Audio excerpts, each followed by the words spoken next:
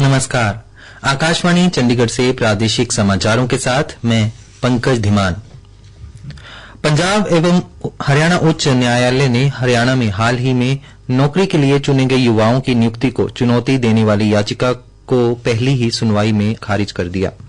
हमारे संवाददाता ने बताया कि पंजाब एवं हरियाणा उच्च न्यायालय में इन युवाओं की नियुक्ति को लेकर विपिन सागर नाम के एक व्यक्ति द्वारा हरियाणा सरकार एवं अन्य के विरुद्ध नियुक्तियों को चुनौती देते हुए एक जनहित याचिका दायर की गई थी। उस पर मुख्य न्यायाधीश न्यायमूर्ति शील नागू ने कल सुनवाई की। हरियाणा कर्मचारी चयन आयोग ने उच्च न्यायालय में अपना मजबूती से पक्ष रखा। पहली ही सुनवाई पर न्यायालय ने इस जनहित याचिका को खारिज कर दिया और युवाओं की नियुक्ति का मार्ग प्रशस्त कर दिया। केंद्रीय कृषि मंत्री शिवराज सिंह चौहान ने कहा है कि फसलों की लागत और खुदरा कीमतों के बीच भारी असमानता को दूर करने के लिए समिति गठित की जाएगी। नई दिल्ली में कृषि सम्मेलन में उन्होंने कहा कि जहां किसान 5 रुपए प्रति किलो पर सब्जियां बेचते हैं, वहीं उपभोक्ताओं को 50 रुपए का भुगतान करना पड़ता है। इस अंतर को कम करने की जरूरत है। श्री चौहान ने अगले महीने कृषि चौपाल शुरू करने की योजना की भी घोषणा की। इसका उद्देश्य कृषि अनुसंधान में प्रयोगशाला से भूमि अंतर को पाटना है। उन्होंने कहा कि कृषि भारत की आर्थिक रीढ़ है और इस क्षेत्र को मजबूत किए बिना कोई भी प्रगति संभव नहीं है। फरीदाबाद जिले के बादशाह खान सामान्य अस्पताल में अब डायलिसिस की सुविधा पूरी तरह से निःशुल्क कर दी गई है, जिससे जिले के लगभग 2200 किडनी रोगियों को लाभ मिलेगा।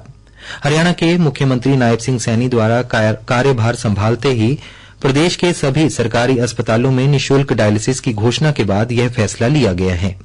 मुख्य चिकित्सा अधिकारी डॉक्टर अशोक कुमार ने बताया कि पहले सिविल अस्पताल में किडनी रोगियों की डायलिसिस रियायती दरों पर की जाती थी। गुर्दा रोग से पीड़ित मरीजों से केवल 943 रुपए वसूले जाते थे, जबकि अन्य बीमारियों जैसे तपेदिक, HIV या मधुमेह के साथ गुर्दा रोगियों से 1064 रुपए और 121 रुपए अतिरिक्त फिल्टर शुल्क लिया जाता था। बीके अस्पताल के डायलिसिस सेंटर में फिलहाल 72 मरीज पंजीकृत हैं, जिनकी अब निःशुल्क डायलिसिस की जाएगी। अब किडनी रोगियों को BPL राशन कार्ड, कमजोर आर्थिक स्थिति का प्रमाण पत्र या जिन प्रतिनिधियों के पत्र लाने की आवश्यकता नहीं होगी। डॉक्टर अशोक कुमार ने बताया कि नागरिक अस्पताल में 12 डायलिसिस मशीनें हैं। कल शनिवार को 4 मरीजों का डायलिसिस निःशुल्क किया गया है। हरियाणा के पंचकुला के सेक्टर 6 स्थित जिला नागरिक अस्पताल में भी गुर्दा रोगियों के निःशुल्क डायलिसिस संबंधी सरकारी निर्देशों का अनुपालन शुरू कर दिया गया है। सिविल सर्जन डॉक्टर मुक्ता कुमार ने बताया कि राज्य सरकार द्वारा 18 अक्टूबर 2024 को निर्देश जारी किए गए हैं। इस व्यय को मुख्यमंत्री मुफ्त इलाज योजना के तहत वहन किया जाएगा। उन्होंने बताया कि निःशुल्क सेवाओं की जानकारी भी अस्पताल में प्रमुखता से प्रदर्शित की गई है। पंचकुला के सेक्टर 6 स्थित नेफ्रोप्लक्स डायलिसिस केंद्र पर विशेष बातचीत में डायलिसिस कराने वाले मरीज गुरभाग सिंह ने बताया कि हरियाणा सरकार के इस फैसले से जितनी सराहना की जाए उतनी कम है, क्योंकि उन जैसे कई मरीज हफ्ते में 3 बार अपना डायलिसिस करवाते हैं, जिस पर काफी खर्च आता है। इससे उनको आर्थिक तौर पर भी एक बड़ी मदद मिलेगी। वहीं डायलिसिस कराने आए आकाशदीप ने बताया कि सरकार का यह फैसला डायलिसिस करवाने वाले सभी मरीजों के लिए वरदान है, क्योंकि डायलिसिस का प्रति माह का खर्च 40 से 50 हजार रुपए होता है।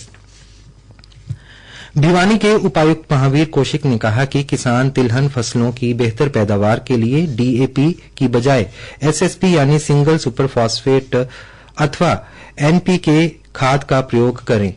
उन्होंने कहा कि इस खाद के इस्तेमाल से सरसों में तेल की मात्रा बढ़ती है और फसल की चमक में भी इजाफा होता है। इसके अलावा सर्दी के प्रकोप से बचने के लिए भी यह खाद कारगर है। प्रादेशिक समाचार समाप्त हुए।